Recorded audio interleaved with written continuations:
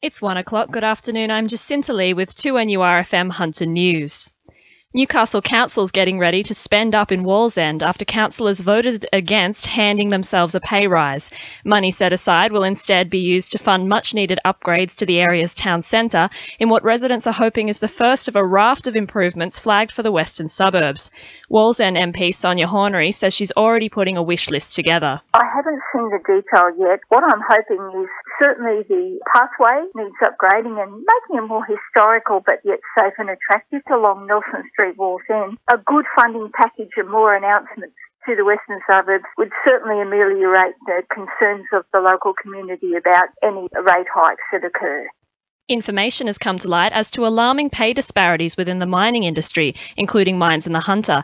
Contract mine workers are earning up to as little as half as much as their directly employed counterparts, with tensions rising in workplaces such as BHP's Mount Arthur mine near Muswellbrook. Mining Union District President Peter Jordan says mining companies need to take the needs of contract workers into greater consideration. These mine workers live in these mining communities of the Hunter Valley.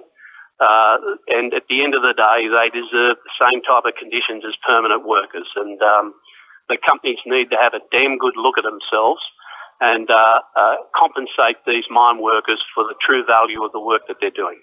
The former captain of Waratah Golf Club in Argenton has been fined by the Environment Protection Authority over misuse of pesticide last year.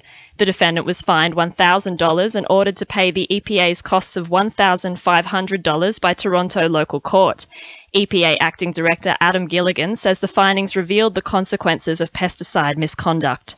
So our investigation revealed that a former captain of the Waratah Golf Club in Argenton had sought to kill crows that were hanging around the course and had used a pesticide inappropriately to do so, and as a result of that, one dog died and another became quite ill. A new report has revealed Merewether High School is one of the hardest to get into in the state. Department of Education and Communities figures show the minimum entry score required to attend Year 7 at the prestigious school is 180.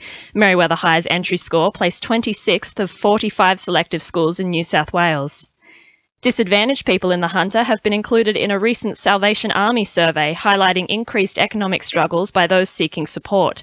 The study found, on average, respondents lived on only $125 a week, with 91% confirming they had less than $500 in savings.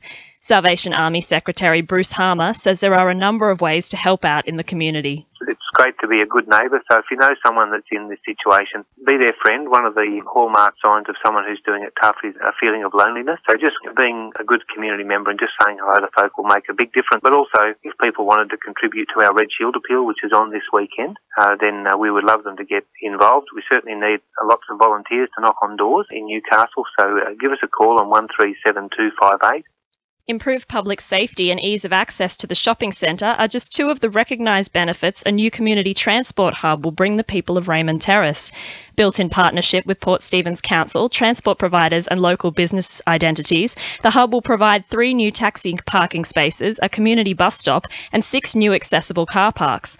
Port Stephens Mayor Bruce McKenzie says the upgrade fixes several issues the public had with the area.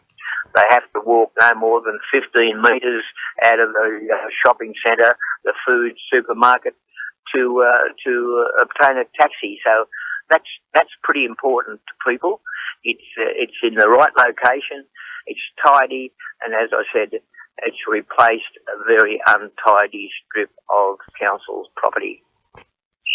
Sport for our sponsor, NewcastleCheapestCars.com.au. The Newcastle Jets post-season purge has begun as the FFA brings down the axe on long and battled coach Phil Stubbins. The governing bodies wasted no time kick-starting the selection process, with plans to secure a replacement well ahead of pre-season training next month.